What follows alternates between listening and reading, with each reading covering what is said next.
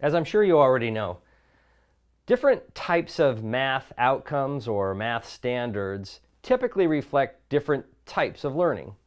For example, you can have a math outcome that includes students being able to know that 5 times 2 is 10. That's a math fact.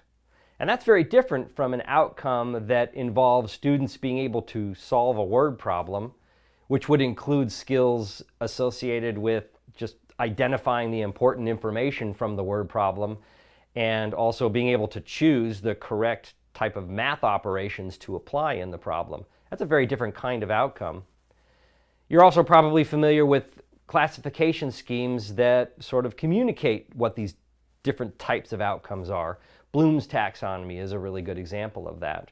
There are some even more simplified taxonomies, such as those that look at learning as either verbal knowledge or procedural knowledge. That's a oversimplification, but it also it speaks to the different types of learning that are included in outcomes or objectives. Well, you also know very well that there are certain types of strategies that are best for learning certain types of skills. Now, since this module addresses the use of instructional graphics, this particular video is going to provide you with some examples that show some general guidelines for maximizing the effectiveness of instructional experiences in math by ensuring that the right type of graphic is used to support the learning of specific types of math outcomes. As previously noted, this part of the presentation reflects the application of the different types of graphics, the different categories of graphics, and how those different types can be used to support the learning of specific types of learning outcomes or learning objectives. Here on the screen is represented sort of the classic representation of Bloom's revised taxonomy. And again, this is a taxonomy of the different types of cognitive learning outcomes or cognitive skills. Bloom and his colleagues created other taxonomies for different types of mental processing and learning. Affective domain is a different looking pyramid. But this is revised. It includes create, evaluate, and analyze all on the top level at about the same level of sort of cognitive processing. I like the word create instead of the word synthesize, which was the category from the previous taxonomy. But this is one way to represent different types of learning outcomes. It's good. However, in the field of instructional design, sometimes the categories are communicated in ways that reflect really more of the type of skill rather than sort of the general category that it reflects. And let me give you an example, because we're going to be looking at different types of graphics and how they support different types of learning as they apply to Bloom's taxonomy, but also as they apply to a more precise type of cognitive skill. So facts and concepts are two types of skills that are relatively analogous to the remember and understand level of Bloom's taxonomy. And then we have processes, procedures, and principles, types of skills that reflect application, analysis, evaluation, and creation. What I like about the processes, procedures, and principles is that they're a little more, I should say a little less abstract than words like analyze and evaluate. You'll have to admit it's somewhat difficult to differentiate between apply, analyze, and evaluate when it comes to sort of verbs that are used to describe a type of learning.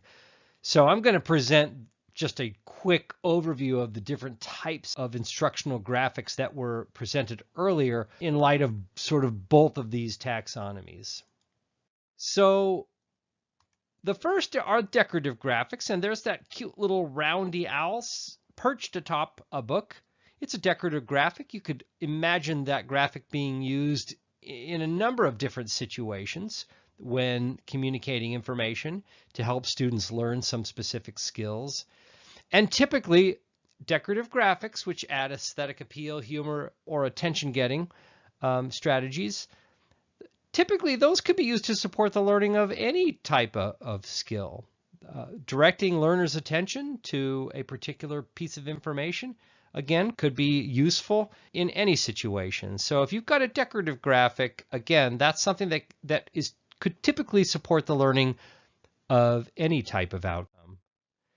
Now again, representational graphics or representations are those graphics that depict objects in realistic fashion. And in this example, from the previous video, the idea of representing buckets and sticks as a way of communicating visually information that might be presented verbally in a word problem, those are representational graphics. And typically, representational graphics are used to aid in supporting the learning of facts and concepts, or at the Bloom's level, remembering and understanding. So this is a good example of using representational graphics to help learners understand the information presented in a word problem better. And again, it could be beneficial to some types of learners who need it, others may not need it. But that's generally and typically the use of representational graphics. And these, again, this is all supported by research on efficacy of graphics in instructional situations. Now, as presented earlier, mnemonic graphics provide retrieval cues for factual information.